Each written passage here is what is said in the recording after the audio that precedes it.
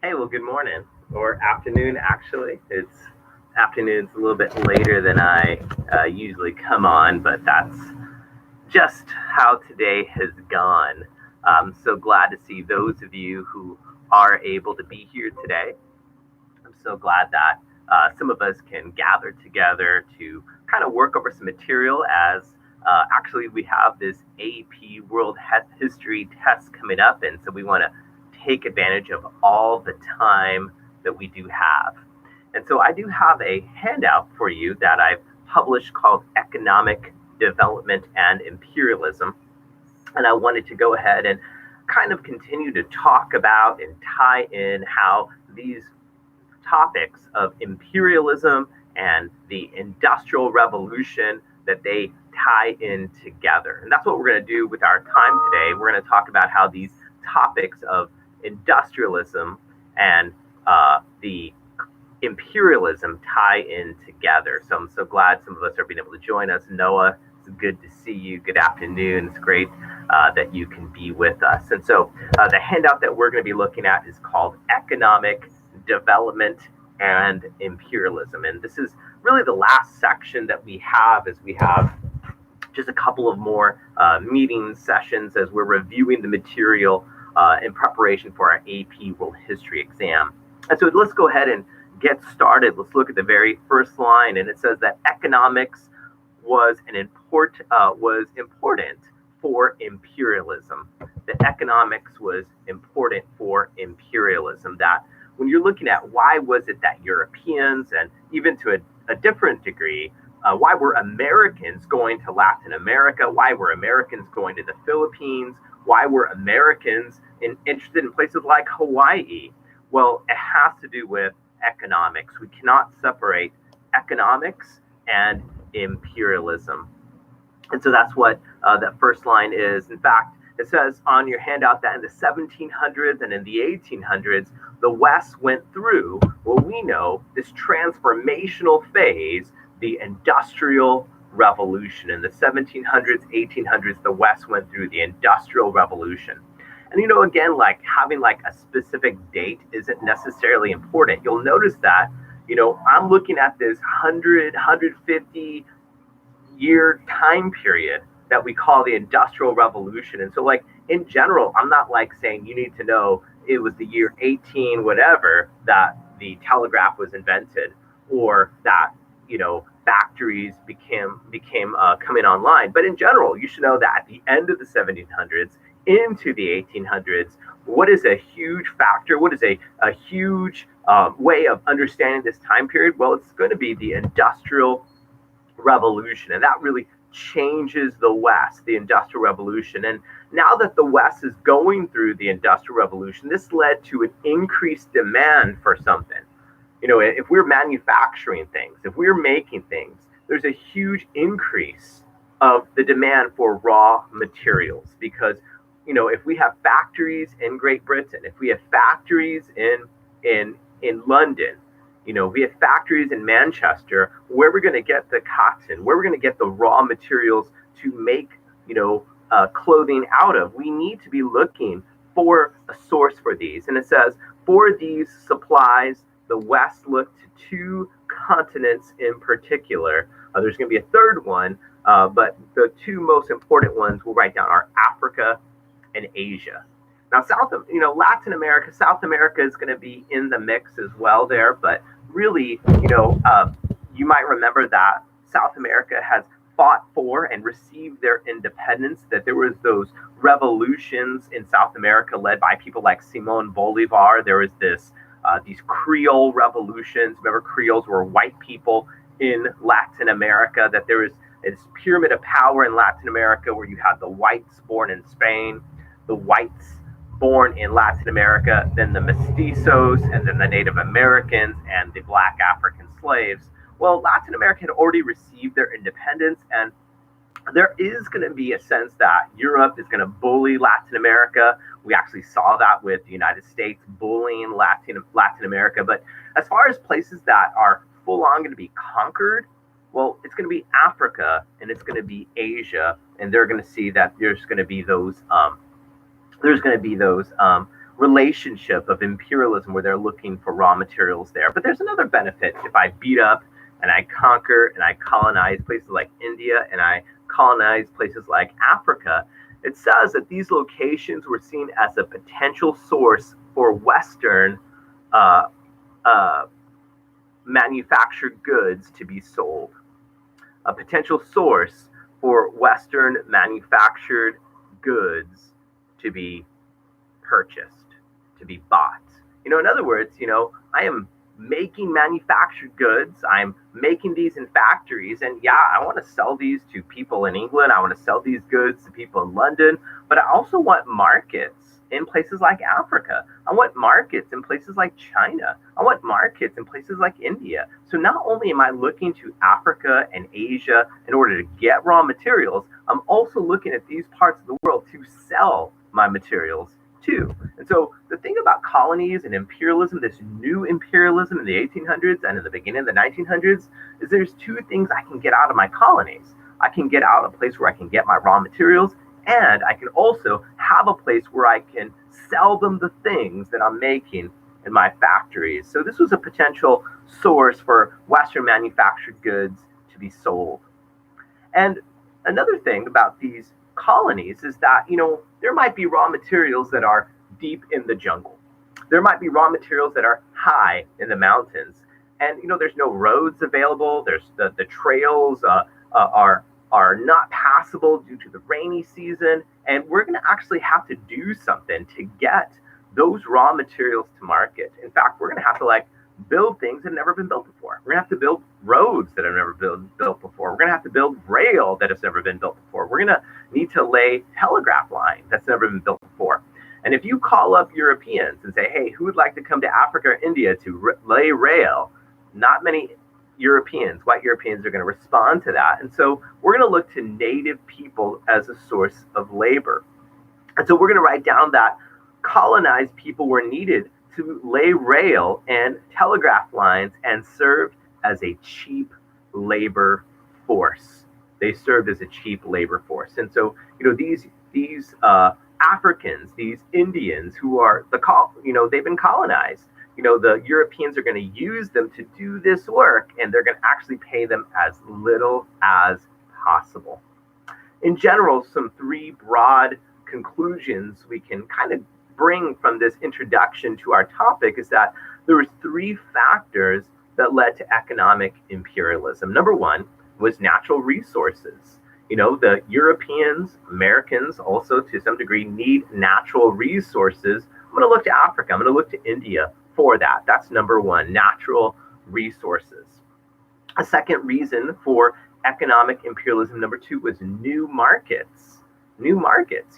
I'm making this stuff, and you know what? It's great that I can sell it to my people in Paris. I can sell this to my people in London. I can sell this to my people in Berlin. But it'd be really great if I could make some of these things and sell it to markets in Cairo, sell it to markets in Nairobi, sell it in markets in South Africa and in India and Pakistan. I'm interested in number two, new markets. And number three, the great thing about having an empire in Africa and India is I can get a lot of this stuff done really cheap. And so number three is low wage labor. Number three is low wage labor. So these are just some of the things that I get out of empire.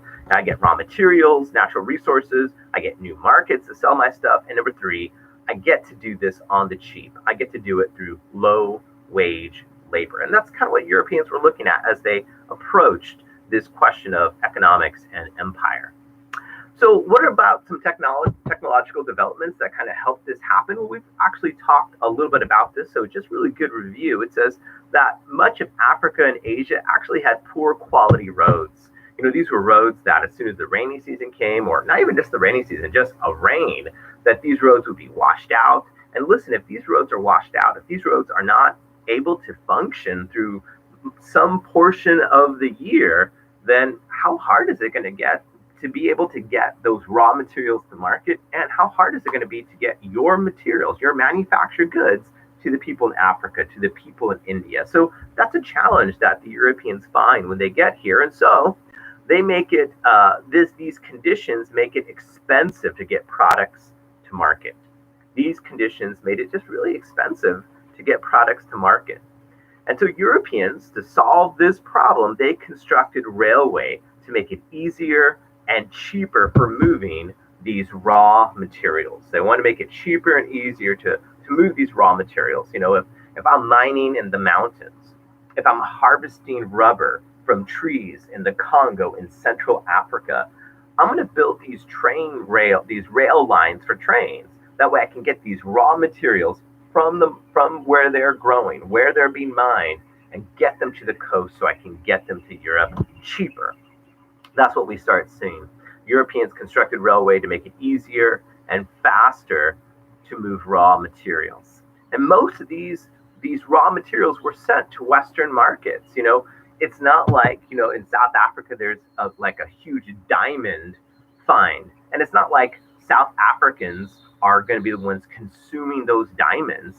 Those diamonds are being sent to Europe and to the United States. In East Africa, they start growing millions and millions of pounds of coffee. Well, that's not for African consumption. They're growing this, they're harvesting this, they're mining these things to send it outside of their country to places like Europe and the United States. And this new rail allowed Western products to new markets. It allowed Western products to come to markets that it would have never been able to, because now I've got rail going inside of India and Pakistan. Now I have rail going inside of Uganda and Kenya.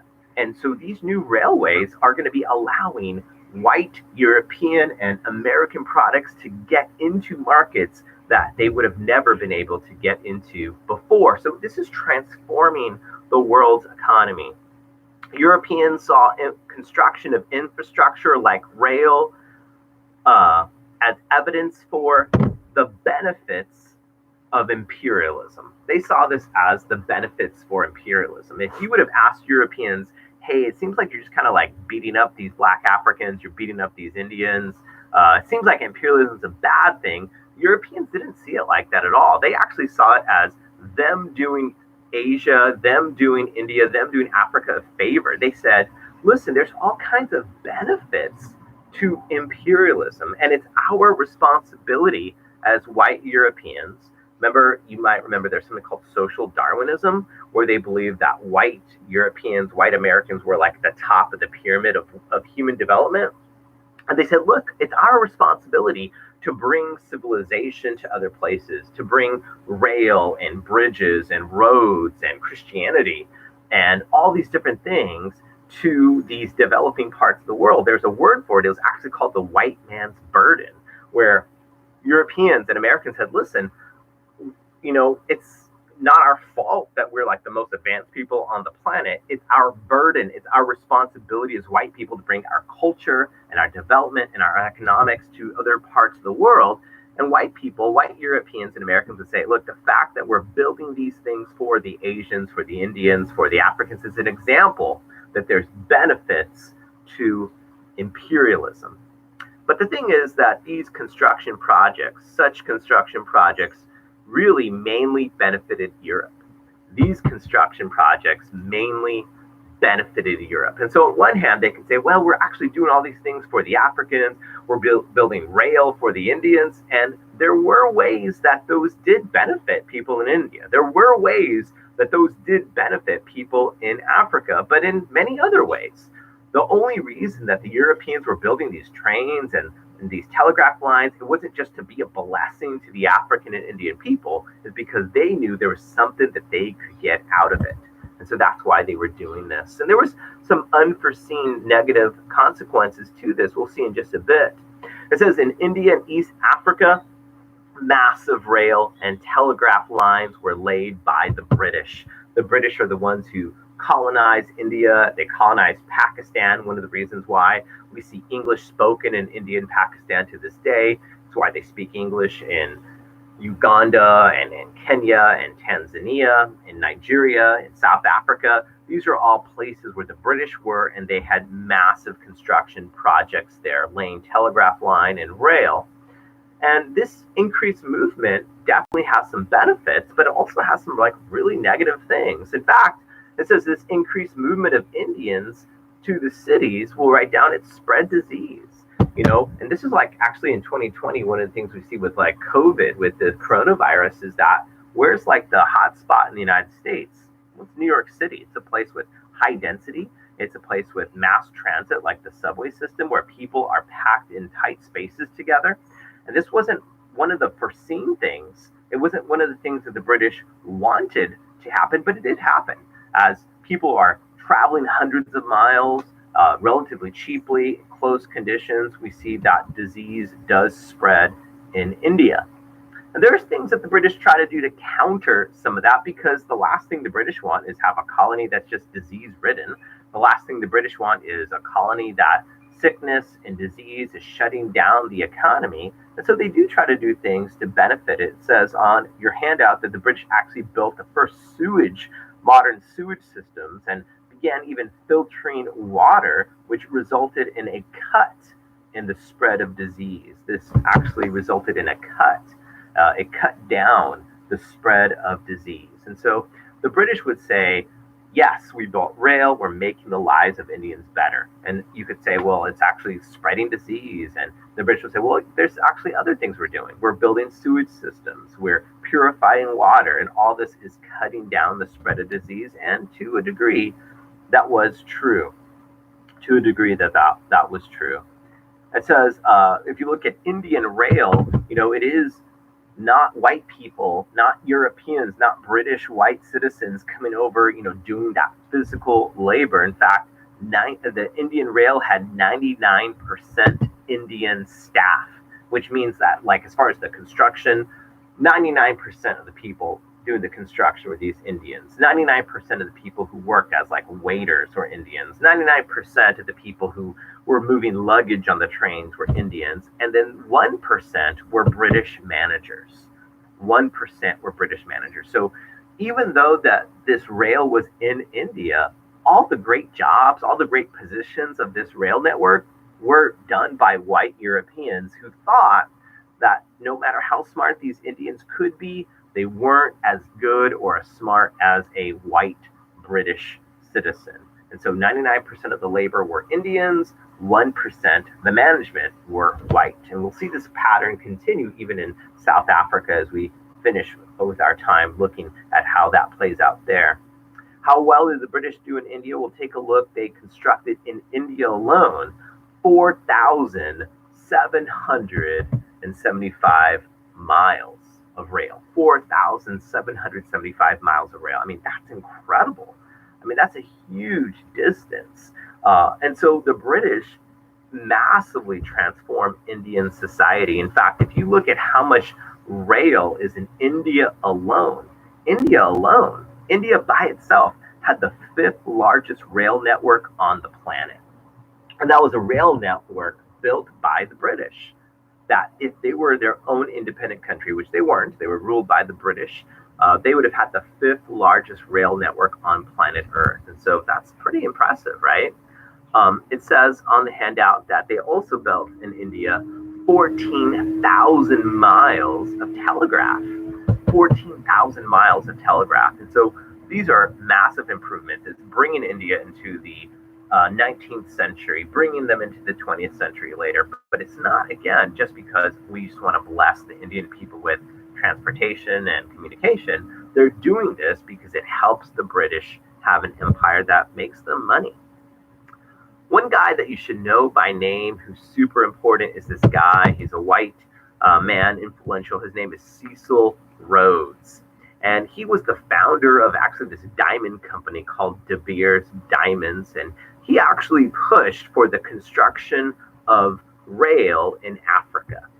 He pushed for the construction of rail in Africa. He saw that rail was such an important thing in linking parts of the world. He understood the lessons that rail helped manifest destiny become reality, not just a dream, but a reality in the United States. And he argued that, you know what the British need to do? They need to connect all of Africa that is ruled by the British with a network of rail. So there's this famous political cartoon with Cecil Rhodes, and he's standing with one foot touching South Africa and another foot touching Egypt, because at this time, Egypt, the British controlled like maybe a third of Africa. They controlled on this map on your handout everything in this red, everything in this pink, controlling Egypt and Sudan and Uganda and Kenya and Tanzania and South Africa. And he thought, you know what we really need to do? How cool would it be if there was one rail network connecting South Africa all the way to Egypt? And if you look at this famous political cartoon where Cecil Rhodes is standing with one foot in South Africa and one foot in Egypt, look what he's holding in his hands. Look what he's holding in his hands. Because not only are we going to build and expand rail, but we're also going to lay telegraph wire. Telegraph wire is going to be what's going to be able to help lead to the expansion of the British Empire. And in fact, it says on your handout that he wanted to connect all of British Africa. He wanted all of British Africa to be connected. Now, his dream of connecting all of British Africa never happened. There were sections of Africa they didn't control, so they couldn't run rail through it. But even though they never did, they got some success. They did build 3,495 miles out of the total that was needed of 6,500.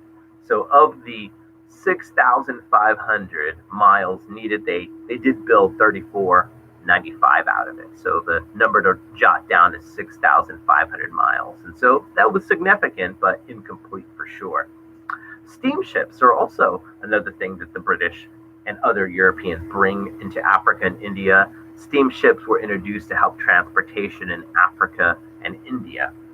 And one really great example, there's a photograph on your handout of these steamships that were sometimes even assembled in Africa, in Central Africa.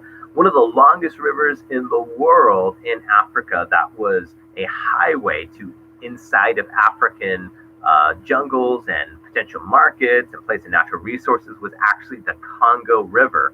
They introduced these steamships to be able to access it. In Africa, these steamships were used all along the Congo River, which, if you look at this map of Africa, is an essential waterway. And having steamships is going to make transportation quicker. It's going to make it easier. It's going to be real benefit to the economic situation there. After 1832, technology also helped communication with something we've talked about many times, the telegraph. With the telegraph, in fact, there's a map that you can see where it shows you that all of the world was really linked, every continent linked by telegraph lines, not only over land, but also on the bottom of the ocean. All continents were connected by underwater cables. All continents were connected by underwater cables. And so they would actually lay these cables on the bottom of the ocean, and that would allow them to communicate, that would allow them to, link continents that otherwise were disconnected. There's actually this picture kind of showing you how they would get these cables on the back of a boat, and they would feed these cables off the side of the boat, and they would lay them on the bottom of the ocean. These thousands and thousands of miles of cable that made connecting the continents possible. So changes there with technology. Now, Europeans also bring a change in agriculture, a change in what people in Africa and Asia are actually growing. In fact, most of the economies in Africa and Asia were originally agricultural economies. Originally, many of these economies in Africa and Asia were agricultural economies. In fact, most of the people in Africa and Asia were basically living on what we call subsistence farming. That word subsistence farming means that you're really just growing all that you need in order to survive. You're not growing crops to sell. You're not growing crops to, make a huge profit on. You're basically just growing what you need in order to survive. We call that subsistence farming. Well, when Europeans came in, all that began to change. When Europeans took over these areas, they came in, they pushed a transformation. Europeans pushed a transformation, pushing farmers to start growing something we call cash crops. So it used to be, before white Europeans showed up, that people just grew what they needed to survive. And now Europeans come and said, you know what you need to do? You need to actually start growing cash crops. And there was seven, maybe six different cash crops we want to take note of that they began to push. Number one, tea. Tea was something that East Africans were interested in drinking,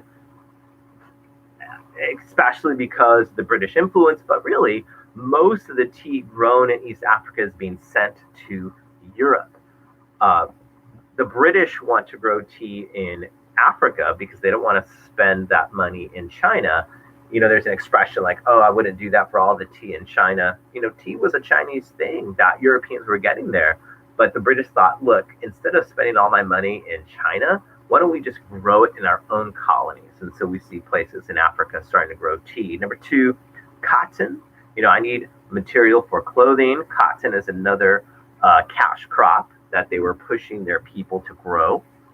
Number three, the crop responsible for slavery. This is an important cash crop we see grown all around the world because we as humans like sweets. We like things that taste good. Number three is sugar.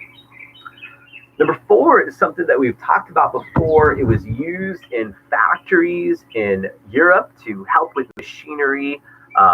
Number four is palm oil. It's from the palm tree. We'll talk a little bit more about that in just a moment. Number five, also used to make shoes, to make parts on these industrial machinery, rubber, which is actually from a tree.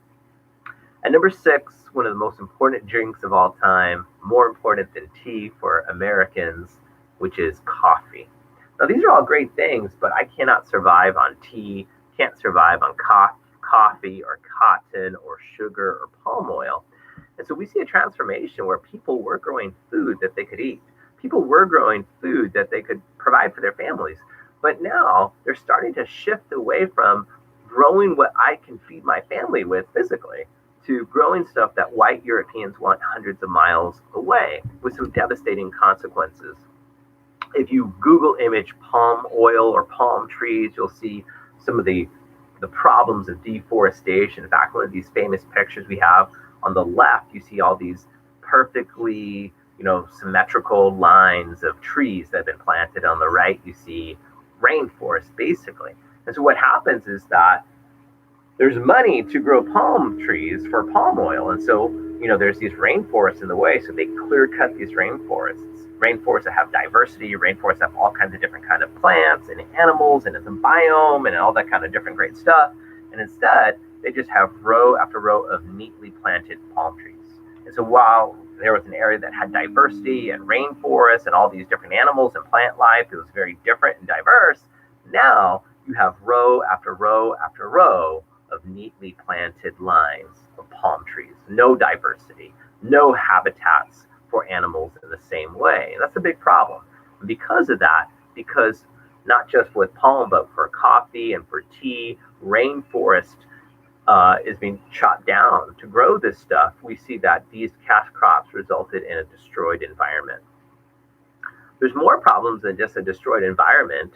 More people realize they can make money growing cash crops than food. You can make more money can be made growing cash crops than food. And so if I have a choice, it's like, okay, option one, I'm going to be a subsistence farmer and I'm going to have food for my family. Or option two, I start growing coffee. I start growing, harvesting rubber. I start harvesting palm oil. I'm going to go for that. I'm going to realize that there's more money to be made there. And because of that, cash crops replaced food crops. People stopped growing food and started growing these cash crops. So you don't have to be a genius in economics to realize what happens as the supply of food goes down. Guess what happens to the price? As the supply of food goes down, guess what happens to the price? The price of food goes up. And for some people, that's okay. I'm making money with cash crops and stuff like that. But for other people, it's a really challenging circumstance and situation. European demands, the price of food increased as a result. European demands changed the economies in Africa and Asia. European demands changed the economies. And so what is an impact of imperialism was that before imperialism, the average African and Asian was just growing in food to provide for themselves. And after this, they're now kind of being pushed into a system where it makes more sense not to grow food for my family and to be a part of these cash crop plantations that are leading to deforestation and make most of their money when it's done on big scale. It's not going to make sense for like me in my backyard to have like coffee. I'm not going to make money. So we have this push for these Africans and Indians to be put into these systems where they're working for these big corporations, harvesting rubber and sugar and these sorts of things. And there's money to be made, but it turns out most of the money is going to be made by the people in charge, and the laborers are going to make some, but they're going to be left out in most of the profits that are being produced here as a result.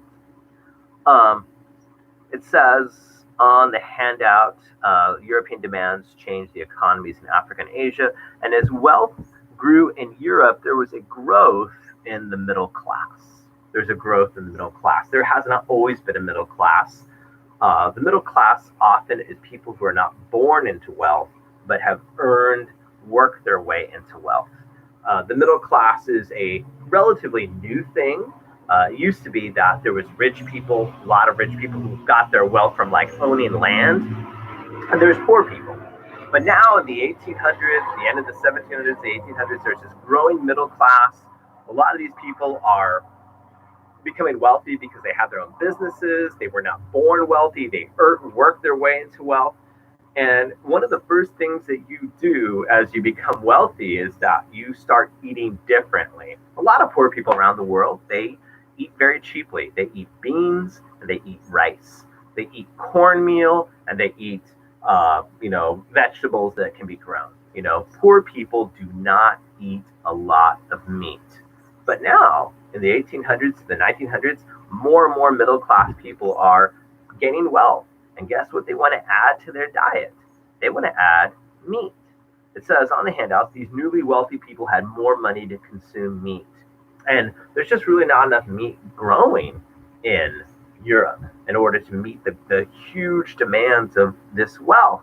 But that's okay, because in the 19th and the beginning of the 20th century, we have increasingly a global economy where we've mentioned in the past, wheat grown in California was being sold as far away as Great Britain because steamships made travel so quick and so economical. It would seem like that doesn't make sense. How is it cheap to grow wheat in California and sell it in Britain?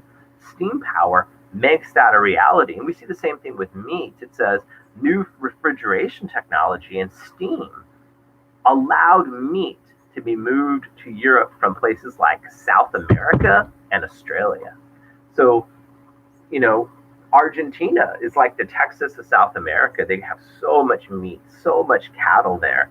They're moving it from South America to Europe. They're growing sheep and other animals for consumption in Australia, and they're shipping these with refrigerated cars all the way to Europe to meet the demands of this new wealthy class of people. Another example of something that's moved thousands of miles away is guano. Guano is bat dung. It's the poop from bats. And you might think, well, what possible use? Why would you want to move guano? It turns out it's actually a natural fertilizer. And guano, bat dung, B-A-T, bat dung, was used as a fertilizer. South America, turns out, would export millions of tons of bat poop. And there's workers, probably underpaid, who's shoveling and collecting and harvesting and moving guano. And it gets put on ships, moving thousands of miles. So we have this really crazy interconnected economy where you have refrigerated trucks moving beef from South America to Europe. We have ships moving millions of pounds of bat dung, guano, to different parts of the world to serve as fertilizer. And that brings us to our last section, which is raw materials. Colonies were used to supply raw materials. That's the purpose of colonies in this time period we call New Imperialism. I'm going to get raw materials from Africa. I'm going to get raw materials from Asia. I'm going to get it from South America. That's the benefit of having a colony. And these colonies became known as export economies. They became known as export economies. In other words, the whole purpose of Africa is to export these raw goods to me. The whole purpose of India is to export these raw materials for me. They're export economies. And an example of this, if you look at Egypt, 93% of Egypt's exported wealth came from growing cotton. I mean, that's what they were growing. 93% of Egypt's export wealth came from cotton. And that's great and all, as long as the price of cotton is high. But what happens to your economy if that's like the one thing you've got going on and then the price of cotton drops? Well, you're kind of like in a bad position. You're kind of in a bad situation. It says on your handout that rubber from South America and Africa was incredibly in high demand after the Industrial Revolution. It was in high demand after the Industrial Revolution. This time period, the Industrial Revolution really changes everything. And there's a huge demand. Rubber is going to be needed for parts in the machinery in these factories. Rubber is going to be needed for shoes. And if I have factories and I'm making millions of pairs of shoes, I need access to rubber trees in South America and in Africa. In fact, on this picture on your handout, there's a picture of people in the Congo harvesting rubber. And you might remember that there's some really negative effects to that, because I can make a lot of money by forcing these native people to work. And it says native people were often forced into virtual slave labor. And I say virtual slave labor because if you would have asked the white Europeans in charge, they would say, oh, no, we don't practice slavery at all. Slavery is bad, because there was this widely perceived view that slavery was a bad thing. But even if it was perceived as a bad thing, there's the reality that there was slave labor going on. In fact, you see this famous picture in the Congo, in the Belgian Congo, how when there wasn't enough rubber being harvested, when there wasn't enough rubber being collected, they punished people by chopping off their hands. There's photographic evidence of these elderly people having their hands chopped off, little kids having their hands chopped off. That was most famously done in the Belgian Congo under the leadership of the white European Belgian king, a guy named King Leopold. And you might remember that King Leopold, who was the king of Belgium, he oversaw this process that people have said the word genocide is a good description for what happened. And there's a range of how many people died in the Belgian Congo because of this. We're not really sure, and it's a really wide range, but somewhere between 2 to 13 million people died in the Belgian Congo harvesting rubber for white European markets and the demands that were there. So it's a really wide range. We don't really know, but at a minimum, 2 million people in the Congo died harvesting rubber for European markets, and it could have been as high as 13 million. To provide you context for comparison, remember that 6 million Jews died in the Holocaust. 12 million people died total. 6 of the 12 were Jews. And we know about the Holocaust. We watch movies. There's Boy in the Striped Pajamas. But like, honestly, how many people know about the King Leopold? How many people know about the Belgian Congo? I would say probably not that many. But this is a negative example of imperialism in the developing world. Also, the planting of rubber resulted in further deforestation. And it's not just rubber that leads to deforestation. We've looked at the pictures of palm oil, and it's like a balancing act. You know, it's like, is it okay to like wipe out forests for coffee, for tea, for these sorts of things? You know, we see massive deforestation. In South Africa, we see diamonds were a major export. They discovered diamonds. We talked earlier about a guy named Cecil Rhodes. And Cecil Rhodes, you know, when we talked about him earlier, we said that he wanted to build this rail network connecting South Africa to Egypt. And as the British were expanding, he had this quotation where he talked about that. How cool would it be, you know, as the British and the Europeans are pretty much taking everything. There's this quote that's often attributed to him where Cecil Rhodes said, man, if possible, I wish I could annex the stars. You know, like, we're taking over the whole map. The map is filled with Europeans. The map is filled with white Europeans conquering Africa and Australia and India and Pakistan. China is being divided up. Man, if it's possible, we could annex the planets and the stars. And so Cecil Rhodes, the reason why he's so excited about this is there's so much wealth that they're discovering in Africa. In fact, diamonds were this major export in South Africa. De Beers Mining Company was led by this guy that we talked about earlier in our notes, this guy named Cecil Rhodes. He's the guy who leads that company. And in fact, this diamond company does so well that they accounted for 90% of the world's diamonds. I mean, think about the wealth that is being made. And so Cecil Rhodes says, yep, let's annex more. Let's take over more of Africa, more land. Let's build this rail network. Let's build this telegraph. Let's annex the stars, with this excitement. It's almost like manifest destiny, but through the lens of the British, saying this just makes sense for us. He wanted to expand in Africa the presence of British rail and mining. He wanted to expand the presence of British rail and mining. He had like big eyes and thought, man, there's so much potential in Africa. We need to build trains and rail and telegraph and mines. We need to annex the stars even. That should be the limit of what we, the British, are doing. And he wanted, for this to happen, he wanted a colonial government led by a white minority. He wanted a colonial government led by a white minority. And this is kind of like in India, where we said in India, 99% of the labor force on the British on the rail in India were Indians, and there's like this 1% white managers. And that's kind of what he thought would have been best in South Africa, that there would be a white minority ruling the black majority, which many people thought, black people were not capable of ruling themselves. This laid the foundation for a white minority ruling over a black majority. And there's a name for this that you should know. In fact, the name for this government, where you have a white minority ruling a black majority in the context of South African history, is called apartheid. It's called apartheid, and I put that in the comments, the live chat comments, so you could see that.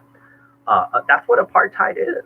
Apartheid is this white rule minority over the black majority. And so Cecil Rhodes, he doesn't create that in himself, but he lays the foundation of what we'll see as apartheid later in the 20th century. Okay, final thoughts. Europeans' demand led to another fancy word called monocultures.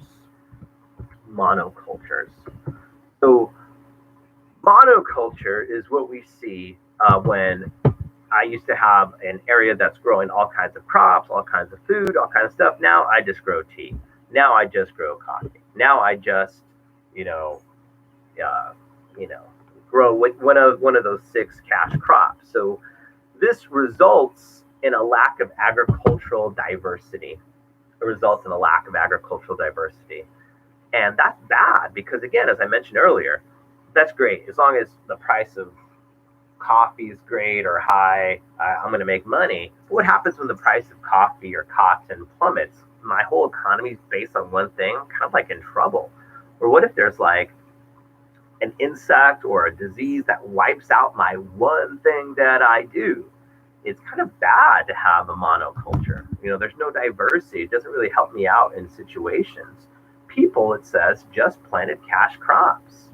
And that's a problem because it means that there's not enough food being planted, that people are planting stuff to make money. But what about like actually putting food on the table? Where's that going to come from?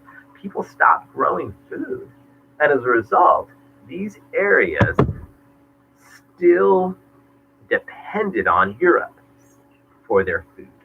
These areas began and still depend on Europe for their food. Areas that once grew their own food are now bringing their own food in. So these are just some ways that we see industrialization, the Industrial Revolution, imperialism come together. And at the bottom of your handout, there's some questions for you to think about. not just think about, but use our time, our lecture time, to kind of guide you in those responses. Those responses should be in a paragraph. There should be some complete sentences. There should be some evidence and examples.